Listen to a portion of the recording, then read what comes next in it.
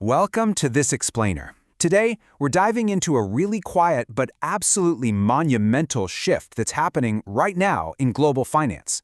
Look, for 80 years, the United States has held this unique superpower.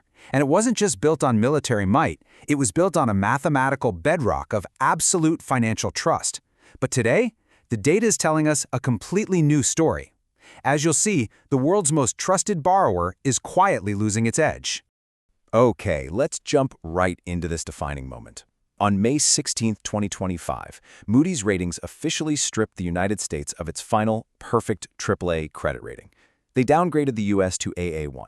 Now, sure, AA1 is still a solid rating, but losing that perfect score from the very last of the big three rating agencies, that's an undeniable wake-up call for the global economy. It's a massive signal that U.S. debt just isn't the unquestioned safe haven it once was, and that's a shift that literally impacts everything from global markets right down to your personal mortgage rates. Section 1, the last AAA rating. So why did this historic downgrade happen right now? Well, if we look at their official statement, Moody's explicitly pointed to an unavoidable mathematical truth. They called out the increasing government debt and interest payment ratios to levels that are, quote, significantly higher than similarly rated sovereigns. In plain English, America's debt and the sheer cost to service that debt has vastly outpaced the rest of the developed world. Which brings us to Section 2, Foundation of Global Finance. To really grasp the gravity of this, we have to talk about the risk-free rate. Because the U.S. defines this global baseline, its fiscal arithmetic sets the tone for all sovereign borrowing worldwide. US Treasuries act as an anchor. Historically, this has allowed America to easily finance its twin deficits, meaning they run a trade deficit with the world and a budget deficit at home, simply because the rest of the world always needed a guaranteed safe place to park its cash. And that exorbitant privilege wasn't just handed to the US, right? It was earned over 80 years of trust.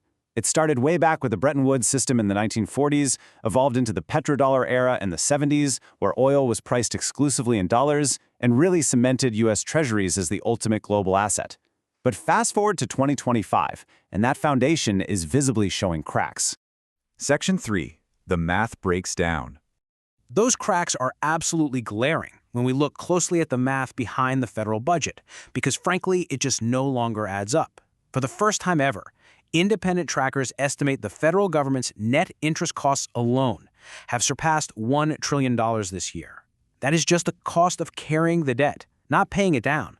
To put that massive number into perspective, these interest costs now actually exceed outlays for national defense. And it gets worse, because even if we totally exclude those massive interest costs, the U.S. has a deep structural problem. It spends significantly more on its basic operations than it collects in taxes. Right now, independent trackers put the 2025 federal primary deficit near 6% of gross domestic product. That is a persistent, sizable shortfall happening even during periods of near full employment. So what's the culmination of all these deficits? It's pretty sobering. Federal debt held by the public has hit 100% of GDP. And the trajectory under current law is just pointing sharply upward.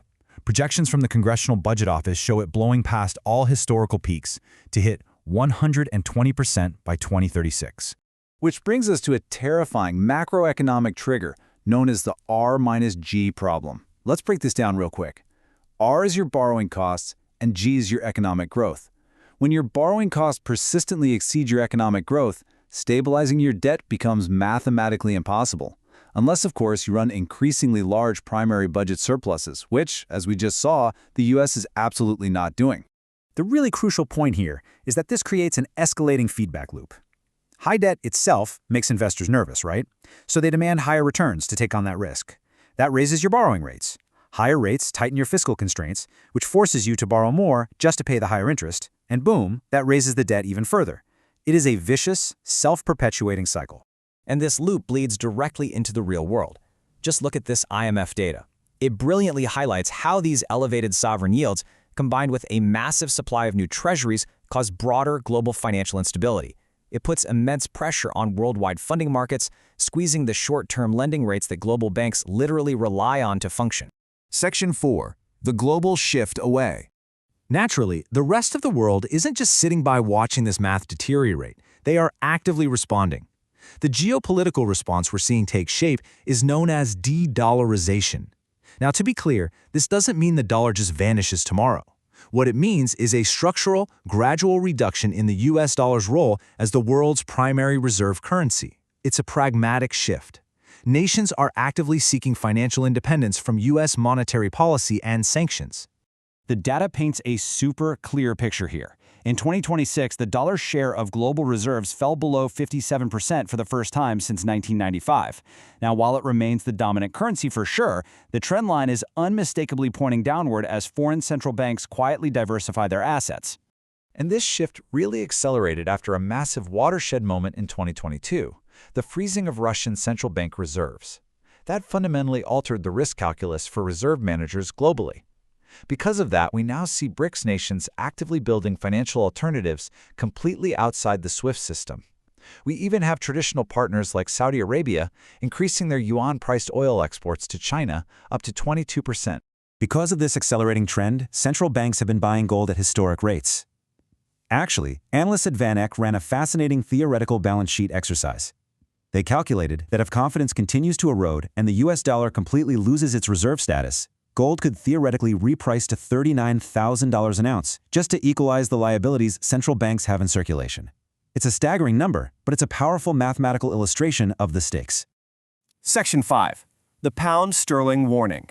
Now, if you think a global reserve currency can't simply collapse, well, economic history provides a very sobering warning. Think about this. In 1948, the British pound held twice the global reserve share of the US dollar. Twice! But over the following decades, that dominance totally evaporated. By 1980, the pound had collapsed to just 2% of global reserves. It's an iron law of finance. Currency power eventually follows economic dominance and fiscal health. Section 6. The Political Paralysis. Which brings us to the ultimate hurdle. Fixing this math requires political action. When Moody's downgraded the US, they made it crystal clear that restoring the AAA rating requires either a massive boost in revenues or significant structural spending cuts. But Washington remains completely paralyzed. On one hand, we see efforts to cut spending, like the Department of Government Efficiency pushing federal layoffs. Yet on the other side, proposals to extend the Tax Cuts and Jobs Act are estimated to add another $4 trillion to the debt. The math of these conflicting actions simply does not close the gap. And honestly, the near-term outlook offers very little relief. The market is already staring down another looming debt ceiling showdown estimated for later in 2025. At the same time, the CBO notes that new legislation, like the One Big Beautiful Bill Act, would by itself increase debt service costs by $551 billion. Couple all of that with recent political statements publicly questioning the independence of the Federal Reserve, and you have a perfect recipe for severe market uncertainty. Neither party seems willing to make the mathematically required sacrifices. So, we have seen the data, we've looked at the historical precedents and the mathematical realities of this feedback loop: high debt, rising interest costs, and a world actively hedging its bets. Leaving us with one final undeniable question to ponder today. Is America simply spending its most valuable financial privilege, or is it spending it down for good? Thank you so much for joining this explainer, and as always, keep questioning the data.